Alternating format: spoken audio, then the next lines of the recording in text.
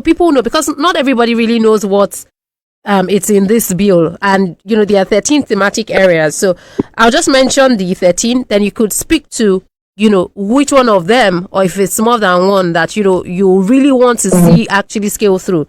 Yeah, so there's the judicial reforms covering expedited appointment of judges, establishment of local government election tribunals, judicial independence, jurisdictional reforms to enhance access to justice and reduce delays. There's the part for the legislature, bills to grant the clerk power to proclaim a new assembly. I mean, it's small, but I'm just highlighting some. Inclusive governance, introduction of reserved seats for women and persons with disabilities at the federal, state, and local levels, mandating ministerial representation for women.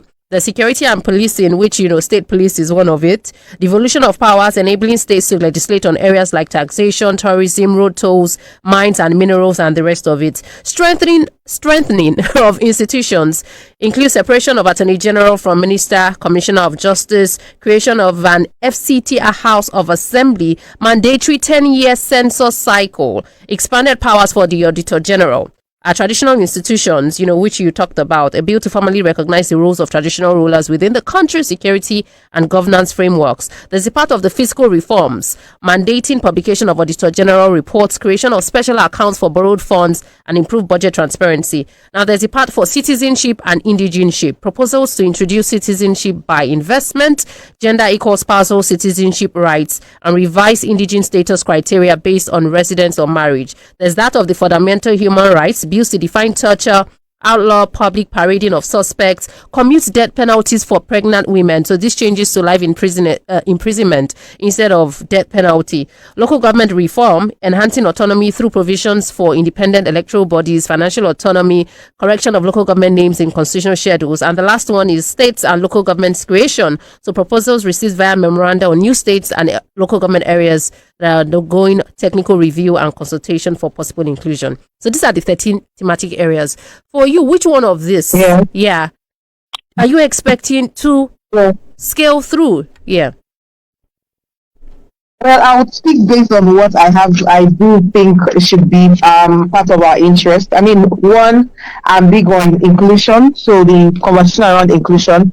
My hope is that the reserved seat bill, proposal for reserved seat bill, and mandatory of affirmative action for appointment position for women should go through, because as a nation, we're falling behind when it comes to women representation. In fact, we're doing worse than countries that are recovering from war within sub-Saharan Africa. So we can do better, and I do believe that should go through. There's a lot of mobilization going into that. So inclusive governance, ministerial appointment for women, the reserved seat bill, that for persons with disabilities is key. Also, I do believe that issues around local government should be prioritized in this assembly, because we need a stable and autonomous local government administration system in Nigeria. And the best way to achieve that is the Constitution. There are proposals to amend the sections of the Constitution so that the funds for local government goes directly to local government. To also amend like Section 7 around the elections and tenure of office timeline for local government authority, the way we have that for executive at the governor and president level, and we'll have it for the legislative assembly, that's the National Assembly and the state assemblies. There is that proposal. I do believe that this should go through if we really want to see development that is driven from bottom to the top. And so that's one thing I'm big on. And then strengthening the State Independent Electoral Commission, because that is the arm that conducts local government election, or rather the organ that conducts local government election. I'm hoping that goes through. As simple as their fiscal autonomy is key. So those, I think, are priority issues that to go through. But because I'm a citizen of Nigeria, I also think it's time we start reviewing this whole idea of indigenship.